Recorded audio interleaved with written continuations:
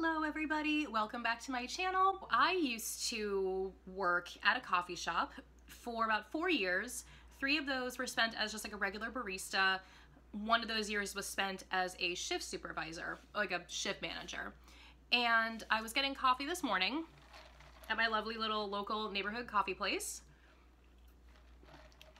And I was kind of mulling some stuff over in my head, thinking, should I make a video about what it's like to be a barista or what it's like to kind of just be in the service industry altogether? And ultimately, yeah, I decided to do it. So this video is basically a list, like a laundry list of things that you probably shouldn't say to either a barista or just anybody working in the service industry or the food service industry. It is kind of more barista focused, but it's sort of like in general, just like not being a jerk attitude. So let's dive into it. First thing you should probably never say to a barista is if you see them looking tired behind the counter, you probably shouldn't go, "Oh, you look so tired, you should drink some coffee." Wow, you're a revolutionary. I never would have thought that drinking coffee would solve all of my problems. I'm totally not running on like an hour of sleep and, you know, the fuel of my broken dreams. But yeah, coffee, totally smart. Never would have thought of that at all. Good job. Number 2, don't get mad at them when they're not paying attention to you when they are in the middle of making a million drinks. Like, Chad, look, I am sure that your story about your golf retreat is fascinating, but oh look, I have 20 drinks on my bar. The line is growing. I don't have somebody backing me up.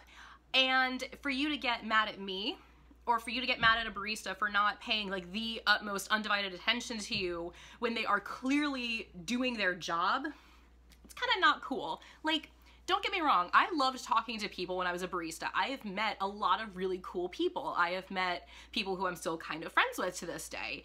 And it's just sort of common knowledge that if you see somebody doing their job and it is very busy, don't try and like force a conversation with somebody if they are obviously really busy, especially if they're like, "Hey, look, I'm really sorry, I want to talk to you, but I'm working." So don't get mad at them for doing their job just because they're not paying the most undivided, utmost attention to you. Number 3, if you do happen to get close enough to a barista or a server, especially if you get close to a barista and you want to ask them out on a date, don't ask them out on a date for coffee. I feel like I shouldn't have to explain that. No, take me to a bar or take me to a restaurant or take me somewhere where I don't have to smell coffee or like hear people calling out coffee orders, because even now, even if I'm like not on a date or something, I will like be in a coffee place and I will legit judge the sound of milk being aerated and being like, "That's not a cappuccino." And I want to launch myself across the counter and be like, "No, you need to aerate it more. It needs to sound like shredding paper. You need to aerate it for 6 to 9 seconds if it's a cappuccino, blah, blah, blah." So don't ask a barista out for coffee. Plain and simple. Number 4, oh, a new seasonal drink. Is it good? 90% of the time, the seasonal drinks at places like Starbucks or Dunkin' Donuts are kind of gross, not gonna lie, but it's our job to upsell them and it's our job to figure out ways to BS around it. I liked a lot of the Starbucks seasonal drinks. Like, they were pretty good, and I'm not like just saying that because, like, you know, they're not paying my bills anymore, like I don't care, but they were pretty good and I was able to find a way to like find good points and sell them. But like, we can't just like straight up go, "Oh my god, no, this drink is awful, like don't fucking buy it, it's so disgusting." So next time if you see like, "Oh, a seasonal drink, is it good?" just kind of base it off of like your personal tastes. Like, if you are somebody who likes pumpkin spice, get a pumpkin spice latte. If you are somebody who likes chestnuts or like more nutty flavors, get like a chestnut praline latte. I would recommend just basing it off of your personal tastes. If you want to try something new, that's awesome. Ask about it, but like, don't, you know, sort of be like, "Oh, is it good?" and kind of, I don't know. That one was a weird thing for me. Like, I always had to like upsell seasonal drinks when I didn't like some of them. So yeah. Okay, number 5, never order something from the secret menu. You can order something from the secret menu if you tell me what the ingredients are. Because a lot of the times, people will come into the store and they'll be like, "I want a cotton candy frappuccino." And I sort of look at them and I'm like, "Okay, that's not on the menu. what is in a cotton candy frappuccino. They're made, like, a lot of the time there's like a new barista on the bar, or there is somebody who may not know what a cotton candy frappuccino is, and I personally may know it. It is a vanilla bean frappuccino with raspberry syrup. If you guys hadn't figured this out, I used to work at Starbucks, whatever. People come into the store, or they would come in and expect us to know all of the secret menu ingredients or all the secret menu drinks. And 90% of the time, we don't. And like, baristas didn't make the secret menu. It was just like a bunch of people on like a forum, and they were like, oh, I figured out if you go into this place and you mix these flavors together, you will get this thing, and it's called a blah, blah, blah. And we didn't have a secret coffee Illuminati meeting, like, figuring out the longest possible drinks to, like, fuck us over and hold us up at the bar. Because some of those secret menu drinks are really, really long and complicated, and some of them are pretty good.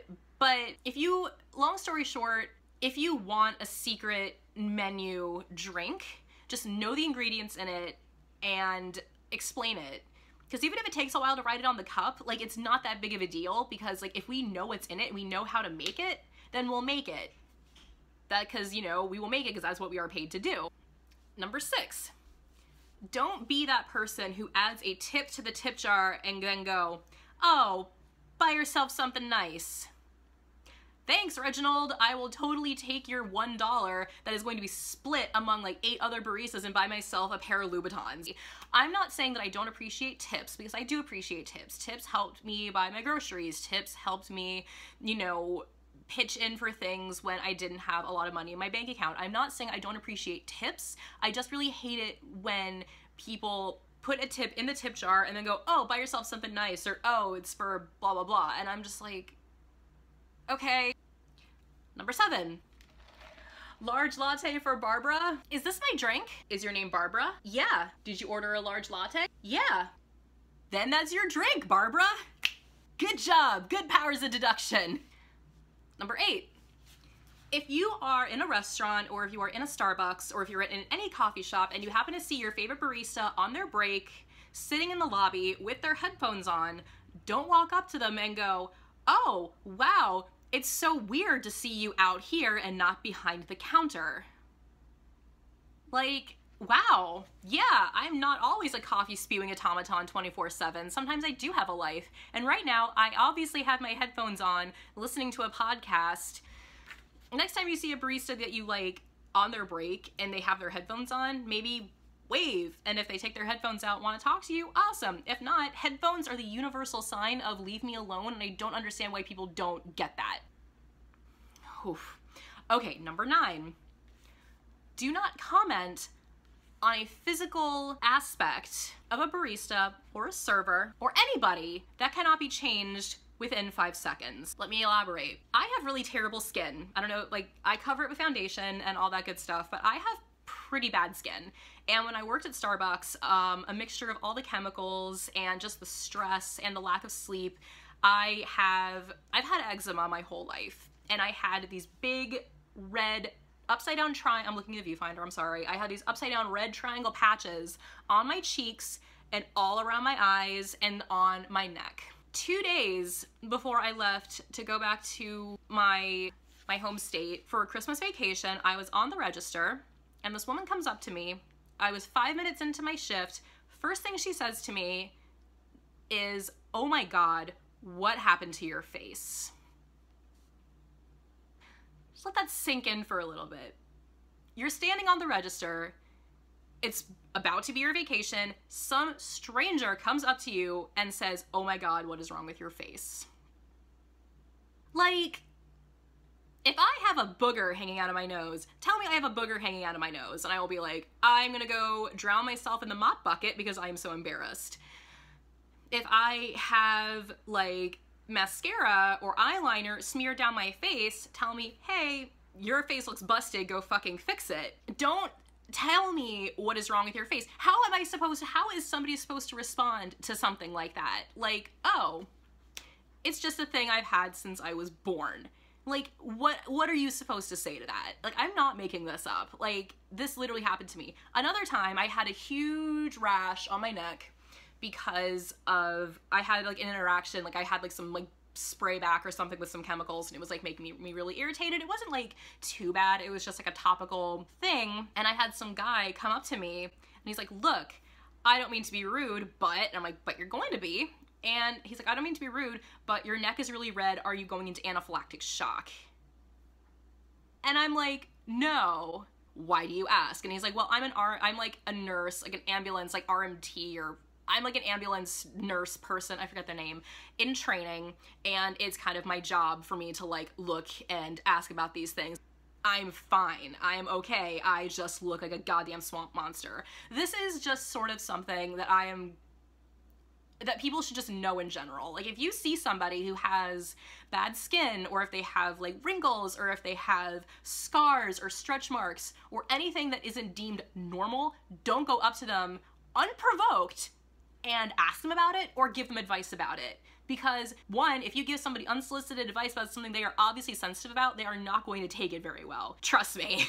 And like, you're just making things awkward for everybody. And I know I went on a very long tangent about this, but it's just something that needs to be said. If you see something on a server's face that cannot be corrected within 5 seconds, one, don't say anything about it and let them figure it out if you're that kind of person, or just sort of do like the universal, like that sort of gesture. Because if somebody does something like this, I automatically kind of go like that. It's just what I do. Just don't be a jerk. Just please, if you see a server or a barista or anything, anybody with something that cannot be fixed within 5 seconds, just keep it to yourself. And number 10. So, how's that blank degree working for you then? I have a Bachelor of Fine Arts, and I went to school for, you know, art. And I know that it's not the most lucrative career choice, or the most like lucrative degree or what have you, but I lovingly refer to it as like the barista of fine arts. And it's like a joke and whatever, but I worked with people, not only like high school kids, but I also worked with people who had degrees in lots of other things, and they were just sort of working to like help pay off like student loans, or they were just working because like they couldn't find a job like in their industry at the time. And that's perfectly fine. I would much rather work at a job that is not in my field and be able to pay my bills than be like, I'm gonna be a starving artist and I'm gonna be like so edgy and like, I will not take a job unless it is artwork. And I know that sounds kind of weird and I shouldn't be like selling myself short or blah, blah, blah. But like at the end of the day, I have bills to pay. I have a roof to keep over my head. If I need to work at this job while I get myself going for my art career, then I will do it. And the whole thing about that is, it's like, oh, hey, you have an English degree and you're working here. It's like one of the most like condescending things that you can say to somebody. Like you like walking in to like a Starbucks or a Dunkin' Donuts or like a bar or a restaurant, and like, you know, you all dressed up like with like your briefcase and all that stuff, being like, oh, how's that English degree working out for you? Or how's that Bachelor of Fine Arts degree working out for you? It's like, I feel like this shouldn't have to be explained. I feel like this shouldn't have to be something that I need to make a video about, but this has happened to me and a lot of my coworkers several times. One of my old coworkers has an English degree, and somebody asked her, oh, are you still in school? And she was like, no, I graduated a couple years ago. And they're like, what's your degree? And she's like, it's English. And they're like, oh, it totally makes sense that you'd end up in a place like this. And she literally had to go into the back room because she was crying. It still like gobsmacks me to this day. I am still like, my lack of eloquence is kind of demonstrating this point, because what are you gaining out of that? Like, what are you gaining out of asking somebody, how's that English degree going for you? Or how's that Bachelor of Fine Arts degree working for you? Or like, you know, oh, have you gotten that like unpaid internship yet? Shut up. And I know that this video might get me in trouble with like future employers or whatever because I'm making it like this, but like, I'm just telling it from personal experience, and I am advising anybody who may watch this video to not go the route of somebody commenting on a physical thing that can't be changed, or somebody commenting on like, you know, an education level. Even somebody commenting on somebody's age. Oh, is that retirement plan not working out for you? It's like, it's so disgusting, and I cannot believe the audacity that some people have in regards to money and careers, and that like your career makes you as a person, because that's just the kind of world that we freaking live in right now, and it's just awful. Anyway, that is my little video. What you probably should or should not say to servers and baristas and just people. I had, you know, Starbucks was, I stayed there for 4 years because I liked the people that I worked with very much. It gave me a really good idea of like how to be good in customer service. You know, it was very stressful and it did cause me a lot of pain. And it did kind of put a strain on my relationship with Doug at the time because I would work night shifts and I would take, you know, I would work like 12 to 8:30. I would take the train, come home. I would see him for all of an hour and then I would have to go to sleep and wake back up and do it the next day. So that sucked. And not being able to see your friends and not being able to see, you know, your boyfriend or your girlfriend or your partner or whatever, it takes a lot out of you. I'm not completely bashing Starbucks. Like there were a lot of weird things about it that I'm not going to go into in this video. Just be kind.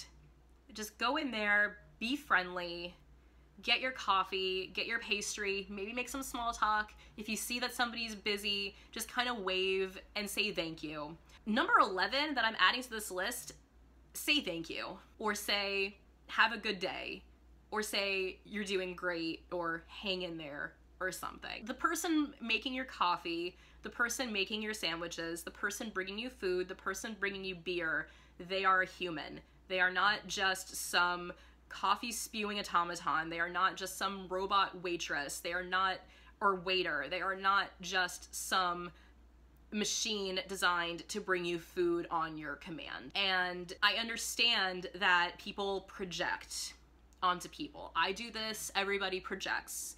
And everybody has bad days. But at the same time, even if you're having a bad day, at least say please and thank you, because I feel like no matter what culture you're raised in, you always say please and thank you. And I cannot believe that there are people who are twice my age who do not say please and thank you. That's just another thing to take away from this. Say please and thank you. And we all just need, like, even like baristas and people, like, we all need to remember that we are all human and that we all have reasons why we're acting the way that we are. There are gonna be really hard customers to deal with, but it's just the way it is. And I really hope that like I said, if anything that you take away from this, just treat your servers, treat your baristas, treat everybody with kindness. Because I guarantee if you say, hey, thank you, or please and thank you, or have a good day, it'll make their day a little bit better. It'll make their day a bit better knowing that somebody out there sees them as like a person. Because like even like the tiniest gesture, like even just saying, hey, thanks, have a good one, hang in there, that means a lot. Seriously. So I really hope that you enjoyed this video. I hope you got something from it. I hope that I hope you enjoy it. I hope you got something from it. As always, I love and appreciate every single one of you who watch my videos. And I will see you all in the next one. Love you. Bye.